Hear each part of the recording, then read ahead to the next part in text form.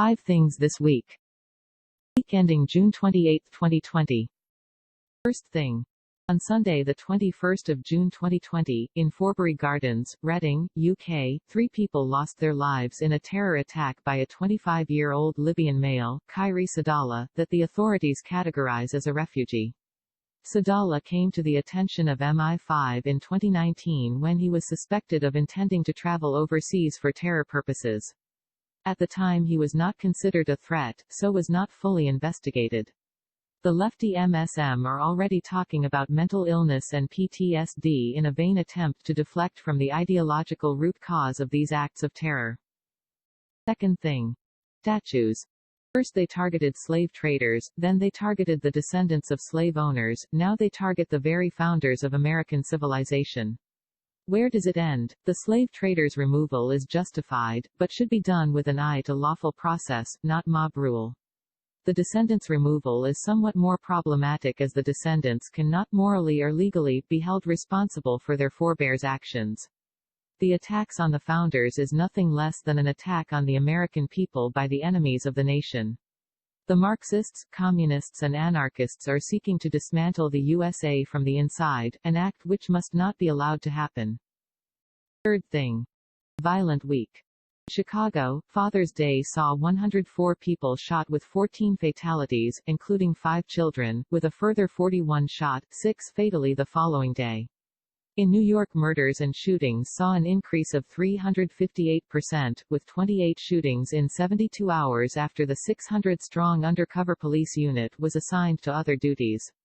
In Seattle, the Chaz Chop whatever TF it is called, saw 3 shootings, with 1 death.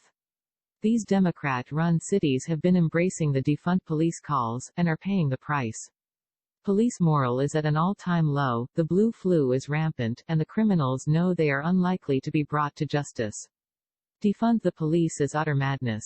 Welcome to America, comrades. Fourth thing. Tech and media bias.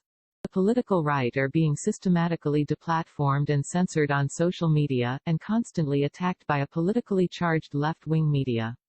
Why is this happening now? The answer is obvious. America goes to the polls in November, so the left feel the need to suppress any and all right-leaning opinions.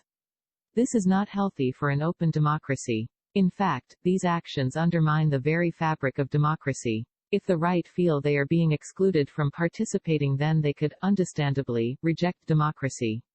The left needs to be very careful what they wish for. Fifth thing. Stabbing in Glasgow. 6 men, including a police officer, are in hospital after a multiple stabbing in the centre of Glasgow.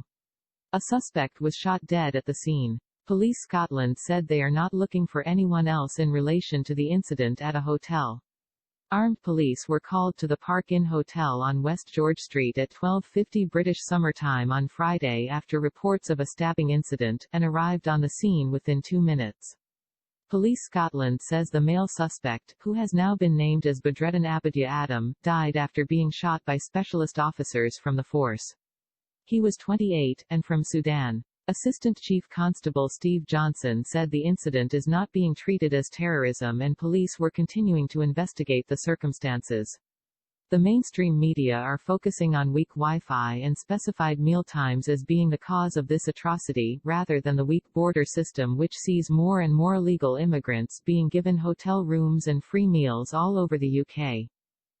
Thank you for watching. Please like, share and subscribe to be notified of new content.